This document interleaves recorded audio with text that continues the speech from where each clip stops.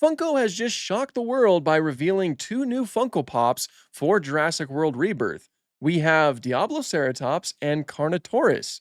Now, full disclosure going into this, it's always difficult to go off of merchandise, toys and things like that when trying to determine what animals are going to appear in a movie or a show. This franchise is just notorious for making all kinds of really cool toys that never appear on screen. One of the biggest examples for me right now is the Innostransavia toy that they have, that of course is probably not going to be in Rebirth, and of course it hasn't been in any of the shows, but that's happened a lot before. In fact, we've gotten Diabloceratops toys before.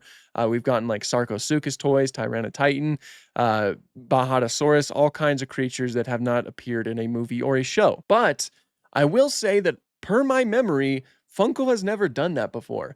Funko's only ever had creatures that appear in the actual movie.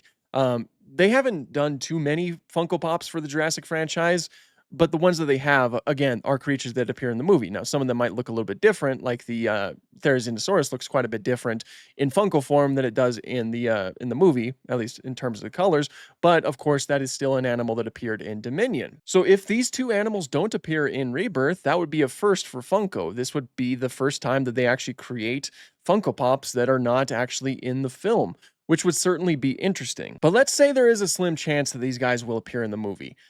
How cool would that be? At least the Diabloceratops. We've gotten Carnotaurus a lot before.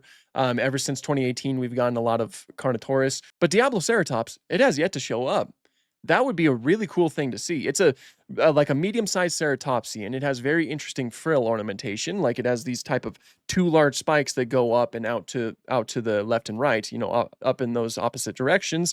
It of course has two brow horns and it has a nasal horn. All things that are showcased in this figure right here. It also does sport a red coloration, which matches up to that aforementioned toy that I talked about before, which could potentially hint at the fact that this animal's not going to show up in the movie. It's just like a Funko version of that toy. But of course, they're different companies, I think, so that'd be difficult to say. The Carnotaurus also is sporting some different colors, though it is still kind of in the same vein. Now, for the Diablo, I know that at one point it was rumored that Triceratops was going to appear in this movie. What if that's what they just told everybody? Well, I don't even know if anyone told anybody that, but what if that's what it was just like? What if that's what the rumor was? But in reality, it was actually a Diabloceratops. What if it was like a mistaken identity thing? Because for a lot of different folks, of course, a lot of the ceratopsians, it's kind of easy to get them all mixed up. Diabloceratops could definitely get confused for a Triceratops that simply just has different frill ornamentation. I would love to see Diabloceratops in this movie. That is a ceratopsian that doesn't get shown off too much, and I would just love to see it. So I kind of hope that it shows up. Might make the movie a little bit too crowded, but yeah, that'd be kind of cool. Now, the Carnotaurus, there's also a lot of really cool implications with that appearing in the movie. This movie is focusing on an island where a lot of experimentation happened. Of course, those are mainly, wow, I can't speak. Those are mainly highlighted with the Distortus Rex and the Mutodon, of course, two mutant dinosaurs. What if they are actually hiding some things from us in this movie? And another experiment was a camouflaging Carnotaurus, just like the Lost World novel. Now, if you don't know, the Lost World novel, as I mentioned 2 seconds ago, had camouflaging Carnotauruses. They were able to blend in with their environment, and it made for some really terrifying moments. Even the Tyrannosaurs didn't want to go into their territory. They were that much of a threat. Now, imagine if we get that in Rebirth. That would be awesome. It would be sick. I would love to see it. But again, that would also run the risk of the movie becoming overcrowded. That's one of my biggest fears with this film. I don't really want this movie to become overcrowded. I want just some animals that we can give the spotlight to, and they can really just take their moment to shine, just like how a lot of the earlier films did. Like, create some memorable moments instead of just quickly moving from set piece to set piece, trying to cram as many dinosaurs as we possibly can just to make the movie seem like it just has a lot going on, I suppose. I want like fewer moments with dinosaurs that we could just focus on. And so if Carnotaurus and even Diabloceratops show up in this, you do run the risk of having this movie become overcrowded.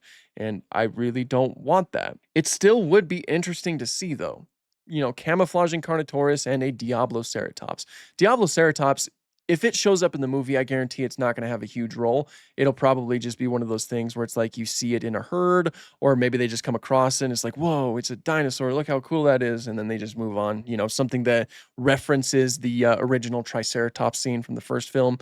Uh, but I don't think that it would really have a big presence. Carnotaurus, I feel like if you were gonna be placing Carnotaurus on an island like this, then you would want to have it do something, This is the perfect island to have the, chameleon-like Carnotaurus, to finally give all of the novel fans something that they've wanted for a long time. Now, I believe it was also said that there are about 2 dozen dinosaurs on this island, 2 dozen different no, not 2 dozen, not 2 dozen specific dinosaurs, 2 dozen species.